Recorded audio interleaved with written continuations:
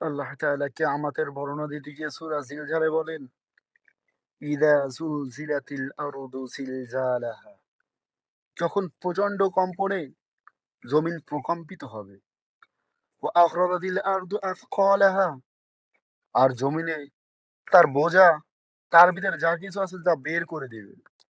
ওয়াকালাল ইনসানু মা লাহা, আর মানুষ বলবে এর কি হলো?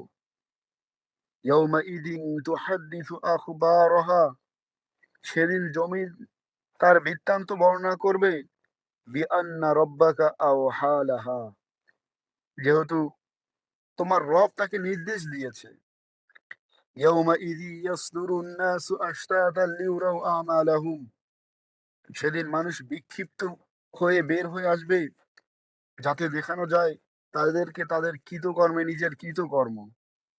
ফামান ইয়া'মাল মিথকালা যাররাতিন খাইরান ইয়ারাহ, অতএব কেউ বিন্দু পরিমাণ ভালো কাজ করলেও সেটা দেখবে। ওয়া মান ইয়া'মাল মিথকালা যাররাতিন শাররান ইয়ারাহ, আর কেউ অনুপরিমাণ খারাপ কাজ করলেও তাও সে দেখবে।